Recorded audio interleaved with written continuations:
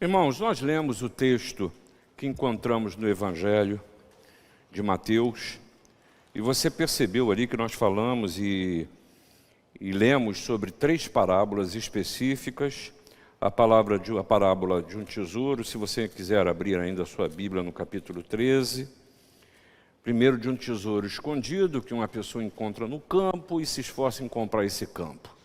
Depois, um homem que procura e acha uma pérola, mas não é uma pérola qualquer. Ele está à procura de uma pérola de grande valor e a acha. E o terceiro, de uma rede que é lançada no mar e a quantidade de peixes vem, e é preciso selecionar tudo aquilo que vem nessa rede. Esse é o tema deste domingo no calendário cristão que a gente adota e usa aqui na igreja.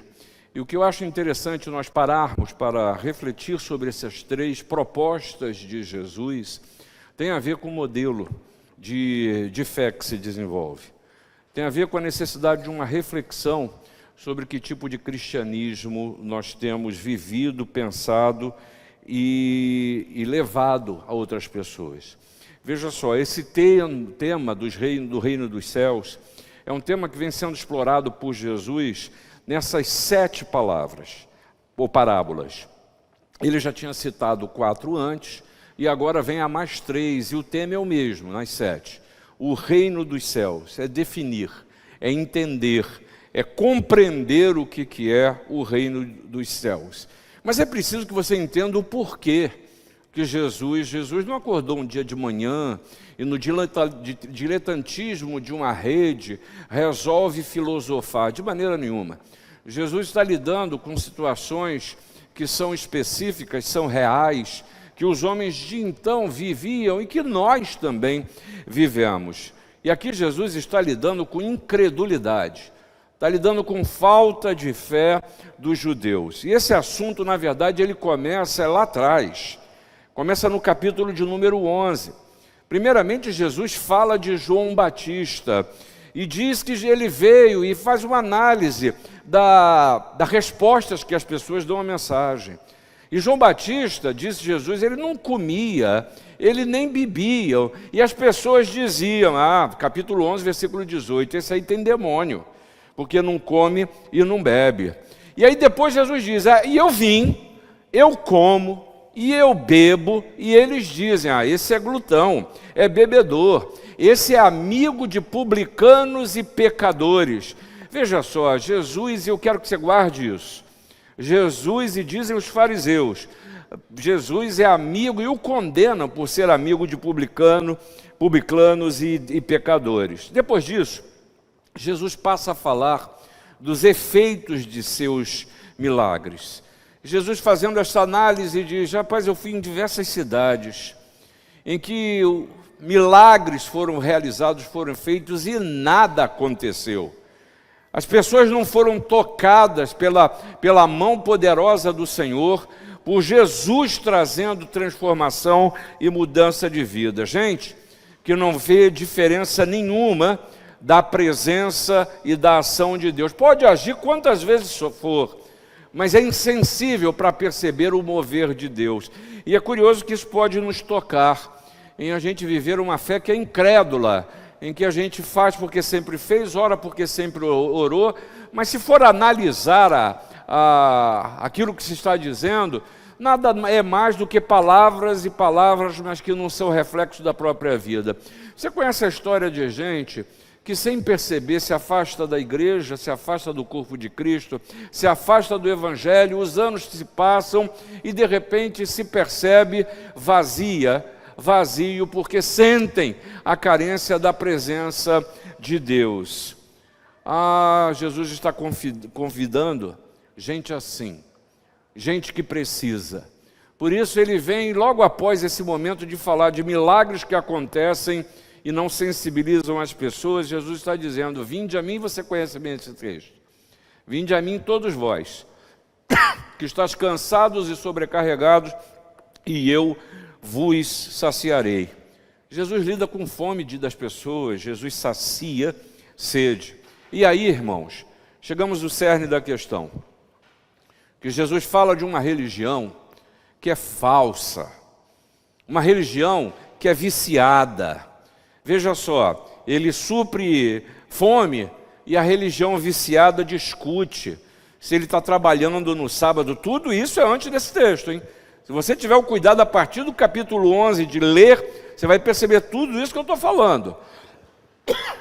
Ele supre fome e a religião viciada está discutindo o seguinte: mas espera aí, e teve que entrar no campo para pegar espiga, e isso é trabalho, e trabalho no sábado não pode fazer. Isso é religião que não tem vida, que mata. Depois você vai ver que Jesus curou um homem, mas a religião falsa discute: espera aí, no sábado pode curar? Pode curar aqui? Tem que ser em determinada condição? A pessoa tem que estar com determinada roupa? Tem que ter o cabelo de uma certa maneira? Depois disso, Jesus saiu desse momento e continuou a curar e abençoar vidas. Sabe por quê? Porque religião falsa, religião que é viciada, ela precisa ser abandonada. E aí Jesus tem o cuidado de curar um endemoniado. Mas, gente, lá vem mais uma vez a religião falsa. Com inveja do fato de que as coisas estão acontecendo e não passa por ele os acontecimentos. Não passa pelo tipo de religião que eles professam. A ação de Deus está se dando independente dessa maneira de conceber Deus e as suas coisas. E sabe qual é a atitude da religião falsa? É difamar Jesus. E aí, Jesus nos traz uma grande mensagem para a falsa religião. A primeira delas, Jesus diz o seguinte: olha, prestem atenção, porque pelo fruto se conhece a árvore. Pelo fruto se conhece a árvore. Mas eu queria tanto que você não pensasse o dos outros. Eu queria tanto que você botasse isso na primeira pessoa do singular: sou eu. Senhor, pelo fruto que eu sou, pelo fruto que eu dou, que a árvore é a minha. Segunda coisa que Jesus aponta é o seguinte: estão pedindo um sinal, estão pedindo espetáculo, estão pedindo exterioridade. E, gente, Jesus acabara de curar uma pessoa e de realizar vários milagres. E Jesus diz para você que não percebe a ação de Deus: não tem sinal não. Os sinais estão aí, porque Deus está agindo. E a gente continua a pedir: Senhor, manda um sinal. A sua vida é um sinal da graça e da misericórdia de Deus. Mais do que isso, abra os seus olhos, limpe os seus óculos, a maneira de você enxergar a vida, e perceba o que Deus está fazendo. Há dias que você vai ver claramente, mas há outros dias que a fé precisará ser desenvolvida e dizer: Senhor, eu não estou vendo, mas continuo a esperar no Senhor. E a terceira coisa que Jesus diz: uma geração que é dominada por Satanás termina pior do que era. E falar em Satanás é falar daquilo que está afastado de Deus. Falar em Satanás é falar daquilo que nos separa de Deus. E tudo aquilo que nos separa de Deus, o caminho é o pior. Está na hora dos discípulos e da multidão aprenderem o verdadeiro sentido da vida, do ministério e do propósito da vinda de Jesus. E o método de ensino que Jesus aplica é a parábola. O tema é o reino dos céus. É como isso se dá, como se dá, onde começa, qual o conteúdo. E como já lhe disse, ele narra 7 parábolas falando, dizendo do conteúdo do reino dos céus. E a primeira dessas parábolas você conhece bem. Parábola do semeador. Lembra disso? Joga semente nos campos, um cai no campo, outro cai na pedra, outro e por aí vai.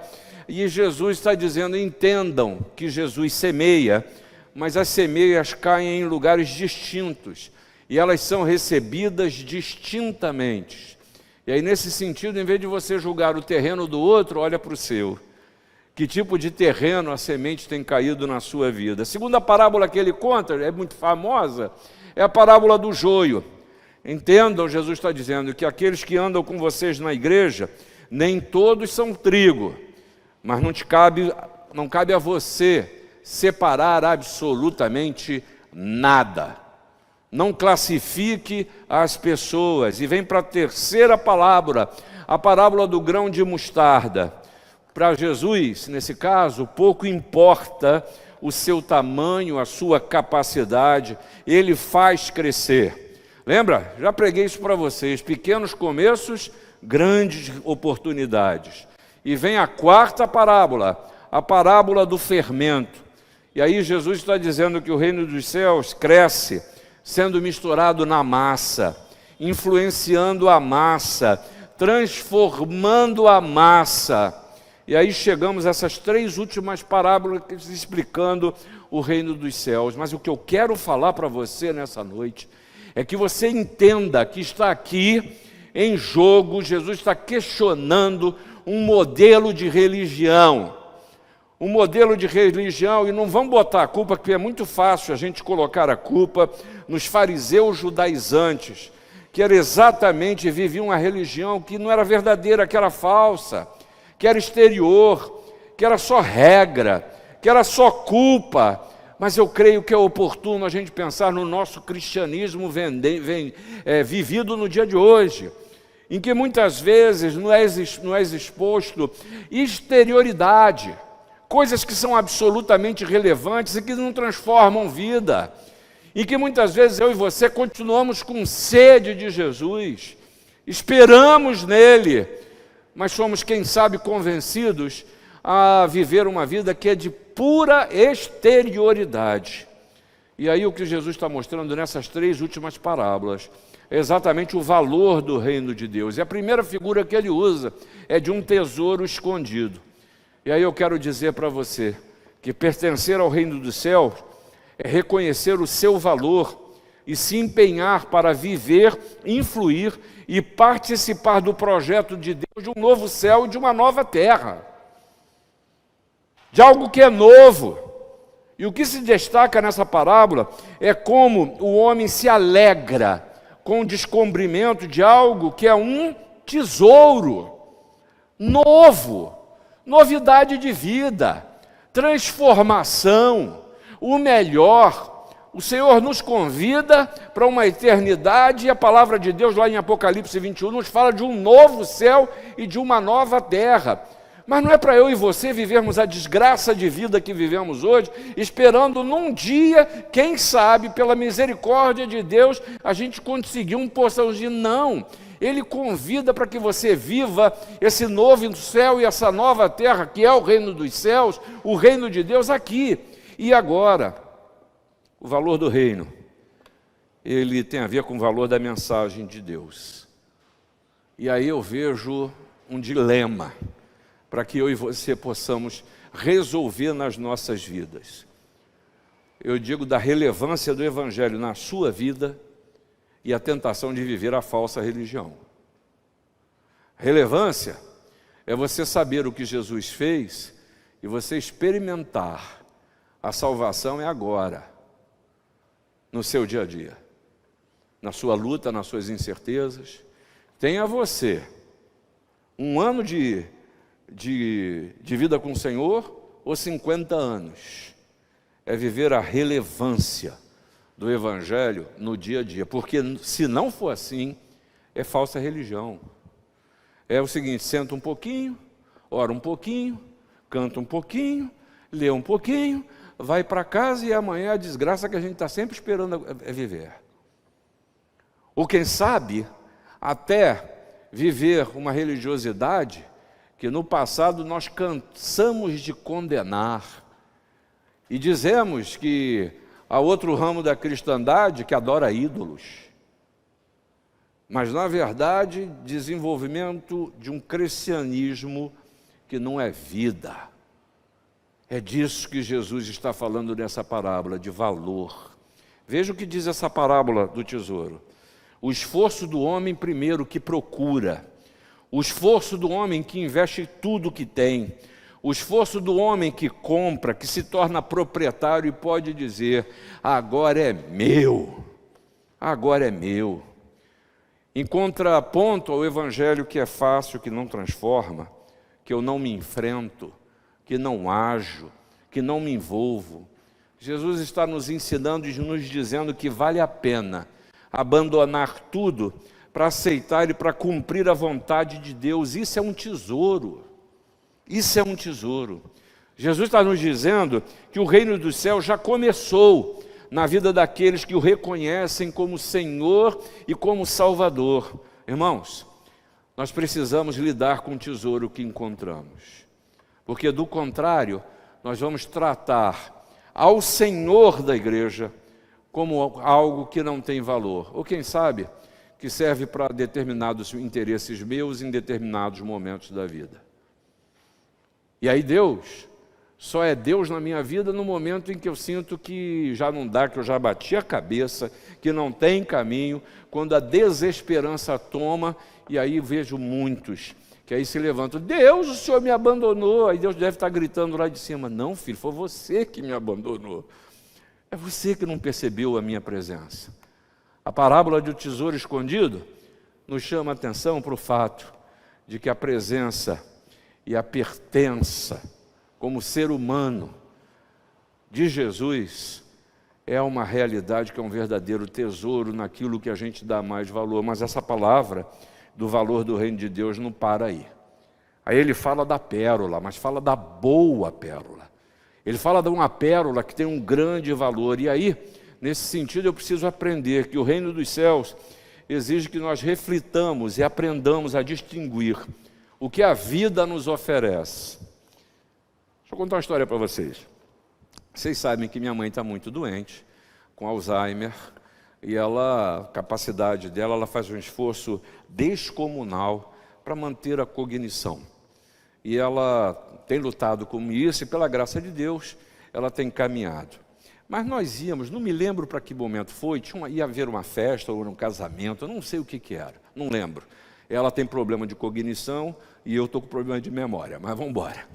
Então, ela estava e ela vira para mim e fala o seguinte: meu filho, vai lá e pega meu colar de pérola para que eu possa usar. E eu fui para pegar o colar de pérola, eu entrei lá, abri a caixa lá dos negócios dela, vi lá o negócio, é esse, peguei e entreguei para ela. E peguei a primeira que estava naquela caixa lá. Ela olhou para aquilo e falou assim: essa não, meu filho, essa não vale nada, essa é bijuteria. Vai lá, porque a verdadeira está dentro de um estojo de veludo. E eu voltei, rapaz, e falei: meu Deus, não é que está mesmo dentro do estojo de veludo? Mas eu não percebi qual a diferença. Peguei as duas e fiquei olhando.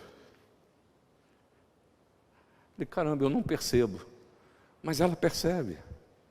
E existem pérolas que não valem nada, mas existem pérolas que têm um grande valor. E Jesus destaca que há pérolas, mas saber distinguir qual é a pérola de grande valor é necessário. Por exemplo, fazer a vontade de Deus precisa ser visto como algo que é belo, algo que é bom. Só uma maneira de trazer paz ao coração, alegria para a mente, beleza à vida, é aceitando e cumprindo a vontade de Deus. E aqui está o ponto. Muito se fala de religião, de religiosidade, de culto, de evento, de programação, de marketing religioso, mas o que realmente importa? O que importa é a sua vida, é o seu jeito de ser, é a sua paz, é a beleza de viver. E aqui eu me lembro daquela música, eu amo essa música do Ivan Lins. Quero sua risada mais gostosa, esse seu jeito de dizer que a vida pode ser maravilhosa. Irmãos, acho que mais do que nunca, a gente precisa olhar para o lado bom da vida. A gente precisa olhar para um futuro e acreditar que o melhor ainda há de vir. Quanta gente, isso não tem a ver com idade. Isso não tem a ver com idade. Eu vejo até crianças assim, sem absolutamente esperança, que não veem um futuro, que se enganam com o dia a dia. Muitos que acham que a sua vida é só trabalhar, é só estudar, ou é só tristeza. A gente precisa olhar mais para a beleza, porque a criação, ela é bela.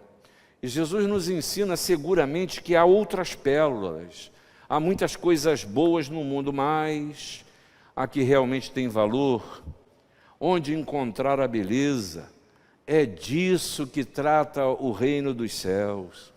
Eu amo música, eu gosto de tocar, eu gosto de participar, gosto de escrever, qualquer coisa. Música é algo que é muito belo. A arte, a literatura, a natureza, a mente humana são belas.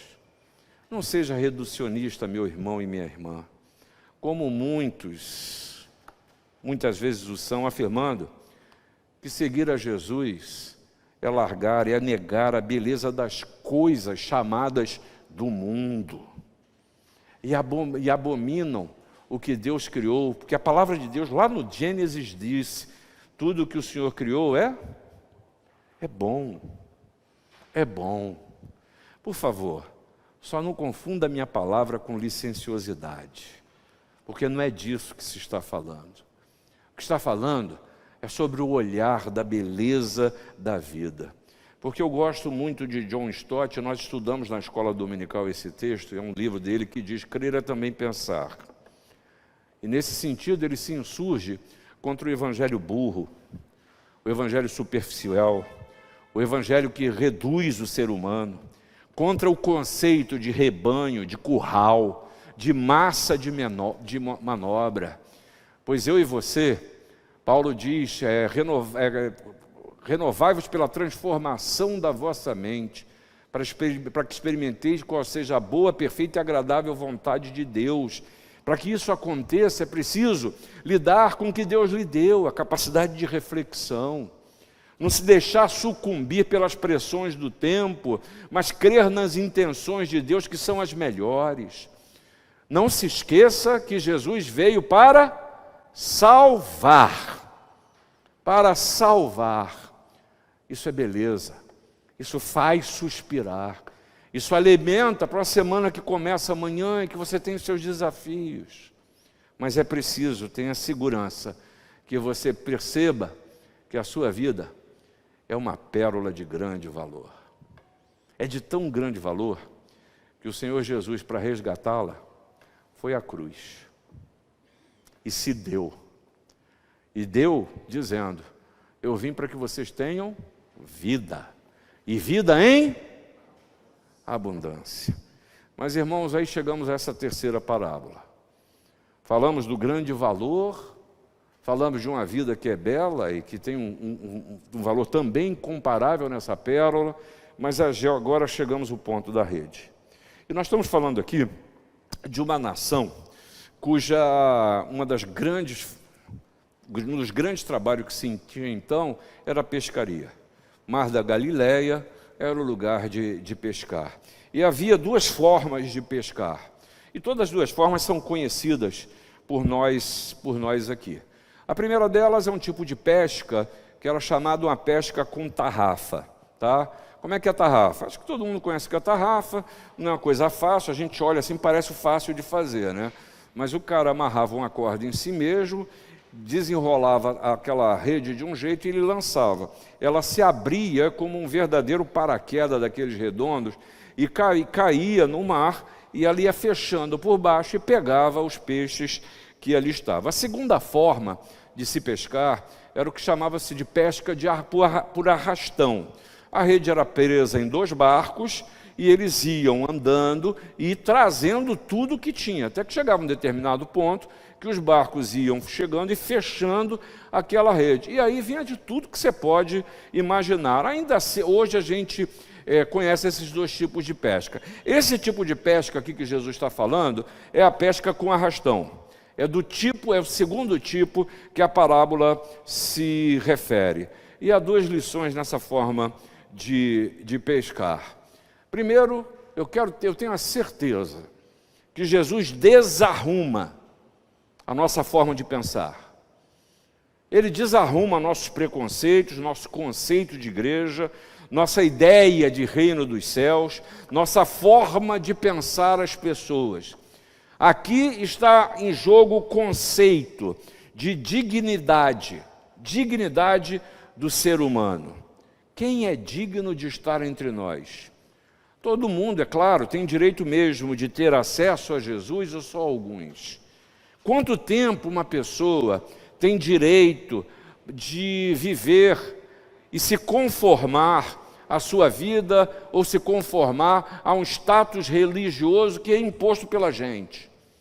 Quanto tempo a gente dá para que uma pessoa seja igual a gente, que use um tipo de roupa, um tipo de cabelo, que não tenha determinadas práticas que a gente classifica como pecados maiores? O arrastão, ele não seleciona nem discrimina o que pega. Jesus está nos dizendo que o reino dos céus é como arrastão. E eu sei que isso nos incomoda. Ele está nos dizendo que não podemos ser seletivos quanto àqueles que entram por nossas portas. Isso te incomoda? Como é que você aplica isso? A gente precisa discutir, refletir sobre o conceito de inclusividade no reino de Deus. Não se assusta não, é isso mesmo. Eu não estou dando, ou não estou falando da inclusividade que a mídia defende. Não estou falando disso. Porque eu e você precisamos entender que uma coisa, e diz o hino que eu canto, o que você canta, conhece? Eu venho como estou, eu venho como estou. Uma coisa é vir como está, e outra coisa é permanecer como está. Porque o Evangelho de Jesus, ele transforma. Ele transforma. Qual é o tempo de transformação? Não me pertence essa resposta. Não pertence a você essa resposta. O tempo de transformação na sua vida é estabelecido por Deus. Para pensar em você, não pensa nos outros, não. Para pensar quanto tempo você está lidando com determinadas realidades que te tentam, que te derrubam, que te entristecem.